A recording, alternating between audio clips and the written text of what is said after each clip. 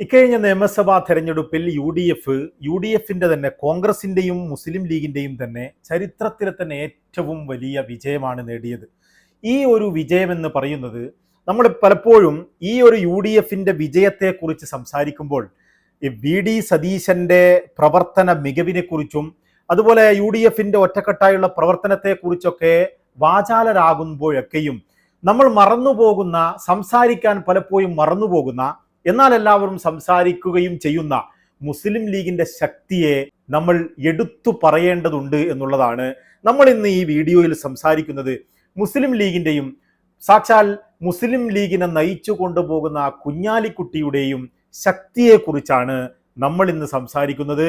നമുക്കറിയാം, കുഞ്ഞാലിക്കുട്ടി എന്ന് പറയുന്ന മുസ്ലിം ലീഗിന്റെ അമരക്കാരൻ, കേരള രാഷ്ട്രീയത്തിലെ തന്നെ ബുദ്ധിശക്തിയും രാഷ്ട്രീയ ചാണക്യനുമായ കുഞ്ഞാപ്പ എന്ന് അണികൾ സ്നേഹത്തോടെ വിളിക്കുന്ന കുഞ്ഞാലിക്കുട്ടി മലപ്പുറം കോൺസ്റ്റിറ്റ്യൂഷനിൽ നിന്നാണ് ഇക്കുറി നിയമസഭാ തെരഞ്ഞെടുപ്പിൽ മത്സരിച്ചത്. കുഞ്ഞാലിക്കുട്ടിയുടെ ഭൂരിപക്ഷം എന്ന് പറയുന്നത് 85,327 വോട്ടുകളാണ്. കുഞ്ഞാലിക്കുട്ടിക്ക് കുഞ്ഞാലിക്കുട്ടിക്ക് കിട്ടിയ വോട്ടെന്ന് പറയുന്നത് 1,31,632 വോട്ടുകളാണ്. അതായത് 10 വർഷം കേരളം ഭരിച്ച സാക്ഷാൽ മുഖ്യമന്ത്രി പിണറായി വിജയന് ആകെ കിട്ടിയ വോട്ട് 85,614 വോട്ടുകളാണെങ്കിൽ പിണറായി വിജയന്റെ ഭൂരിപക്ഷം എന്ന് പറയുന്നത് 19,247 വോട്ടുകൾ മാത്രമാണ്. അതായത് പിണറായി വിജയന് ആകെ കിട്ടിയ വോട്ട് 85,614 വോട്ടിനോട് കിടപിടിക്കുന്ന ഭൂരിപക്ഷമുള്ള ആളാണ് കുഞ്ഞാലിക്കുട്ടിക്ക്.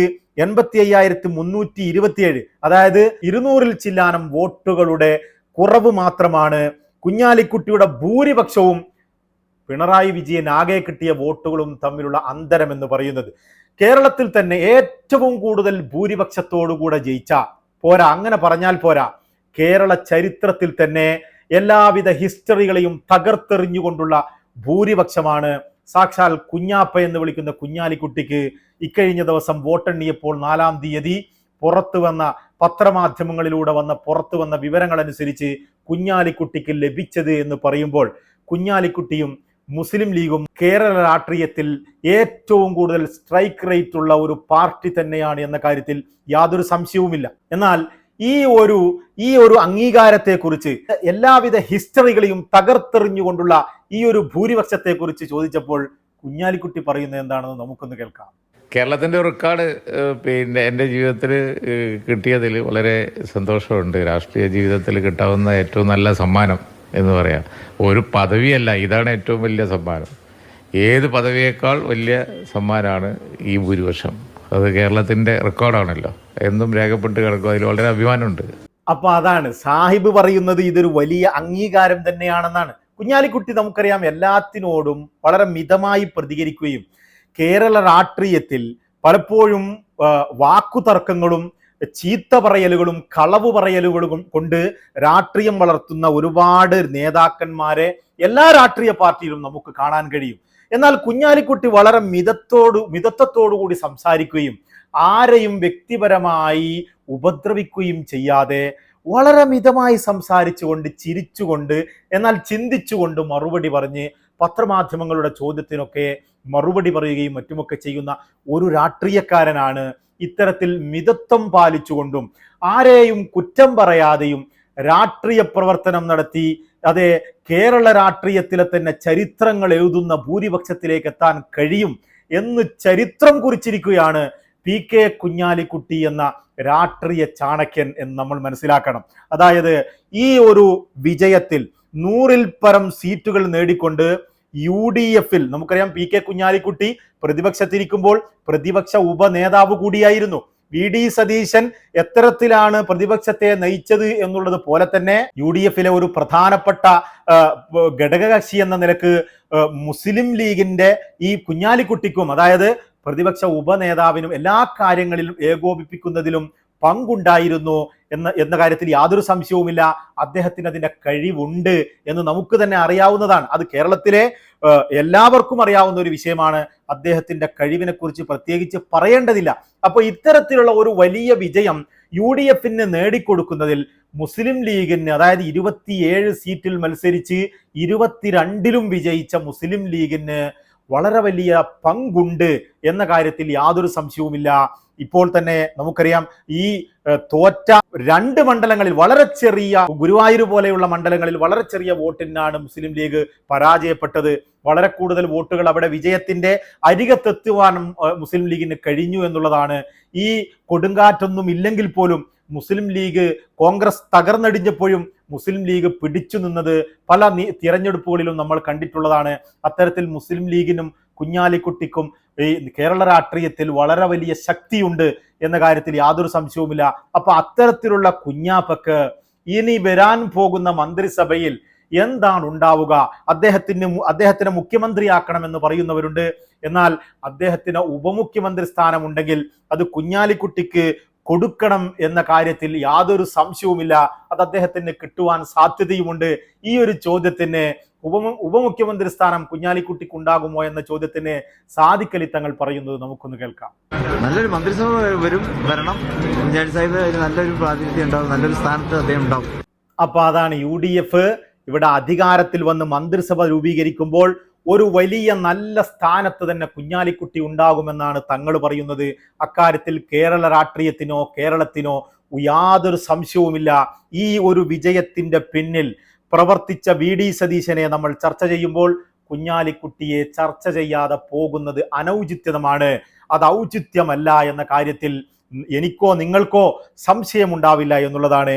കുഞ്ഞാലിക്കുട്ടി എന്ന കേരള രാഷ്ട്രീയത്തിലെ ചാണക്യൻ എന്ന് പറയുന്നത് ഇവിടെ നമ്മൾ മനസ്സിലാക്കേണ്ടത്, നമ്മൾ 27 സീറ്റിൽ മത്സരിച്ച് 22ലും വിജയിച്ചു, കേരള രാഷ്ട്രീയത്തിൽ വലിയ ശക്തിയാണ് മുസ്ലിം ലീഗ് എന്നൊക്കെ പറയുമ്പോഴും 60-ൽ ചില്ലാനം സീറ്റുകളിൽ വിജയിച്ച കോൺഗ്രസിന്റെ വിജയത്തെക്കുറിച്ച് നമ്മൾ ചർച്ച ചെയ്യുമ്പോഴും അതിന്റെ പിന്നിലെ മുസ്ലിം ലീഗിന്റെ ശക്തിയെ നമുക്കറിയാൻ പറ്റും. പല സീറ്റുകളും മത്സരിച്ചത് ഇവിടെ കോൺഗ്രസ് ആണെങ്കിലും അവിടെ വിജയിപ്പിച്ചത് മുസ്ലിം ലീഗാണ്. നമുക്കത് വളരെ പച്ചയായി അറിയാവുന്ന സത്യങ്ങളാണ്. പല സ്ഥലങ്ങളും മുസ്ലിം ലീഗ് പൂർണ്ണമായും മുസ്ലിം ലീഗിന്റെ പഞ്ചായത്തുള്ള മണ്ഡലങ്ങളിൽ കോൺഗ്രസിന്റെ സ്ഥാനാർത്ഥികൾ വിജയിച്ചു കയറി വന്നിട്ടുണ്ട് എന്നുള്ളതാണ്. ചിലയിടങ്ങളിൽ കോൺഗ്രസും മുസ്ലിം ലീഗും വളരെ ശക്തിയായി നിന്നുകൊണ്ടുള്ള പഞ്ചായത്തുകളുമുണ്ട്. മുസ്ലിം ലീഗ് ഒറ്റക്ക് നിന്നുകൊണ്ട് മുഴുവൻ പഞ്ചായത്തുകളെ കൈകാര്യം ചെയ്യുന്ന മണ്ഡലങ്ങളിലും കോൺഗ്രസിന് സ്ഥാനാർത്ഥിയുണ്ട്. പലപ്പോഴും ഇവിടെയൊക്കെയും മുസ്ലിം ലീഗിന്റെ വോട്ട് കൊണ്ട് കൂടിയാണ് കോൺഗ്രസ് കയറി വന്നത്. അപ്പോൾ നിങ്ങൾ ചോദിക്കും, ഇവിടെ മുസ്ലിം ലീഗ് വിജയിച്ചത് കോൺഗ്രസിന്റെ വോട്ട് കൊണ്ട് കൂടിയാണല്ലോ എന്ന്. പക്ഷെ അതിനൊക്കെ അപ്പുറത്തേക്ക് മുസ്ലിം ലീഗിന്റെ സംഘടനാ സംവിധാനവും മുസ്ലിം ലീഗിനെ നയിച്ചു കൊണ്ടുപോകുന്നതിൽ കുഞ്ഞാലിക്കുട്ടിയുടെ ശക്തിയെയും എടുത്തു പറയേണ്ടതുണ്ട്. ഒരു ന്യൂനപക്ഷ പാർട്ടി എന്ന നിലക്ക്, ഒരു ന്യൂനപക്ഷ സമുദായ പാർട്ടി എന്ന നിലക്ക് സ്ട്രൈക്ക് റേറ്റ് വളരെ കൂടുതലാണ്. മുസ്ലിം ലീഗിനെ അളക്കേണ്ടത് അവരുടെ MLA-മാരുടെ അംഗത്തെ നോക്കിക്കൊണ്ടല്ല. അത് പല മണ്ഡലങ്ങളും പരിശോധിച്ചാലും നിങ്ങൾക്ക് മനസ്സിലാവും. മണ്ഡലങ്ങൾ പരിശോധിച്ചുള്ള കണക്കിലേക്ക് ഞാൻ പോകുന്നില്ല. അപ്പോൾ വീഡിയോയിന് ദൈർഘ്യം കൂടിപ്പോവും. ഇതേക്കുറിച്ച് ചോദിച്ചപ്പോൾ കുഞ്ഞാലിക്കുട്ടി പറയുന്നത് തന്നെ നമുക്കൊന്ന് കേൾക്കാം. കാണേണ്ടത് MLA-മാരുടെ എണ്ണം നോക്കിയിട്ടല്ല. ഇപ്പോ നമ്മള് നോക്കിയാൽ ഇപ്പൊ ജയിച്ചു വരുന്ന കോൺഗ്രസ് MLA-മാരിൽ, അതുപോലെ തന്നെ പോട്ടെ കോൺഗ്രസ് കൊണ്ടപ്പോൾ ജയിച്ച തളിപ്പറമ്പില്, അതുപോലെ തന്നെ മറ്റുള്ള സ്ഥലങ്ങളിൽ ഇപ്പോൾ പോട്ടെ പാലക്കാട്, ഏത് നിയോജകമണ്ഡലം എടുത്താലും, തവനൂർ ഞാൻ പറഞ്ഞു, ഏതെടുത്താലും അധിക പഞ്ചായത്തും ഭരിക്കുന്നത് ഞങ്ങളാണ്. UDF ആണെങ്കിൽ അതിൽ ലീഗ് ഉണ്ടാവും, അല്ലെങ്കിൽ ലീഗ് ഒറ്റക്കുണ്ടാവും. അപ്പോൾ ഇത് ജയിപ്പിക്കുന്ന ഞങ്ങളെ സംബന്ധിച്ചിടത്തോളം ഞങ്ങൾ എത്ര MLA-മാർ എന്നുള്ളതിനേക്കാൾ കൂടുതൽ ഞങ്ങൾ എത്ര ആളെ ജയിപ്പിക്കുന്നു എന്നുള്ളതാണ് പരിശോധിക്കേണ്ടത്. 27 ശക്തിയെക്കുറിച്ച് ഞങ്ങൾക്ക് നല്ല ബോധമുണ്ട്, നല്ല ബോധമുണ്ട്. പക്ഷെ ശക്തിക്കനുസരിച്ച് ഞങ്ങൾക്ക് സീറ്റിന്റെ എണ്ണോ പദവിയുടെ എണ്ണോ കാലാകാലങ്ങളിൽ കിട്ടാറില്ല. കിട്ടാത്തതിന് ഞങ്ങൾ പരാതിപ്പെടാറുമില്ല. അത് ശരിയാണ്. അതാണ് വസ്തുത. അപ്പൊ അതാണ് മുസ്ലിം ലീഗിനെ അളക്കേണ്ടത്. മുസ്ലിം ലീഗിന്റെ MLA-മാരുടെ സംഖ്യ നോക്കിയല്ല. പല സ്ഥലങ്ങളിലും മുസ്ലിം ലീഗിന് നല്ല ശക്തിയുണ്ടെന്ന് ഞങ്ങൾക്ക് കൃത്യമായി ബോധ്യമുണ്ട്. അതിനെക്കുറിച്ച് ഞങ്ങൾക്കറിയാം. മുസ്ലിം ലീഗിന്റെ ശക്തിയോളം വരുന്ന സീറ്റുകൾ ഞങ്ങൾക്ക് ലഭിക്കാറില്ല. എന്നാൽ അത് ലഭിക്കാത്തതിന് ഞങ്ങൾ പരാതി പറയാറുമില്ല. അങ്ങനെ ഒരു തമ്മിലടി ഞങ്ങൾ ഉണ്ടാക്കാറില്ല എന്നാണ് കുഞ്ഞാപ്പ ഈ പരസ്യമായി പറയുന്നതെങ്കിലും മുസ്ലിം ലീഗിന് ശക്തിക്കനുസരിച്ച് സീറ്റുകൾ കോൺഗ്രസ് ഇതുവരെ വകവെച്ച് കൊടുത്തിട്ടില്ല എന്നുള്ളതാണ് അതിൻ്റെ സത്യം. യഥാർത്ഥത്തിൽ മുന്നണിയിലെ ഒരു പ്രധാന ഘടകമെന്ന സ്ഥിതിക്ക് കോൺഗ്രസ് നിൽക്കുന്നുണ്ടെങ്കിലും മുന്നണിയിലെ ഒഴിച്ചുകൂടാനാവാത്ത അവിഭാജ്യ ശക്തി തന്നെയാണ് മുസ്ലിം ലീഗ്. കോൺഗ്രസിന് എത്രത്തോളം ഈ മുന്നണിയിൽ സ്ഥാനമുണ്ടോ അതിനോട് കിടപിടിക്കുന്ന രീതിയിൽ മുസ്ലിം ലീഗിന് ആ മുന്നണിയിൽ സ്ഥാനമുണ്ട് എന്ന കാര്യത്തിൽ യാതൊരു സംശയവുമില്ല. കോൺഗ്രസിന്റെ സീറ്റുകളിലെ മുസ്ലിം ലീഗ് ശക്തിയെക്കുറിച്ച് വിശദമായി നമുക്ക് ഈ കാര്യങ്ങളൊക്കെയും മനസ്സിലാക്കി തരുന്നു. തീർച്ചയായും ഒരു UDF മന്ത്രിസഭ വരുമ്പോൾ കുഞ്ഞാലിക്കുട്ടി ഉപമുഖ്യമന്ത്രി സ്ഥാനമോ അതോ ആഭ്യന്തരമോ മറ്റോ കൈകാര്യം ചെയ്തുകൊണ്ട് വളരെ വലിയ സ്ഥാനത്ത് തന്നെ ഉണ്ടാകട്ടെ എന്ന് പ്രത്യാശിക്കുന്നു. ഉണ്ടാകണം എന്നാവശ്യപ്പെടുന്നു. തൽക്കാലം വിട. നമുക്ക് വീണ്ടും കാണാം.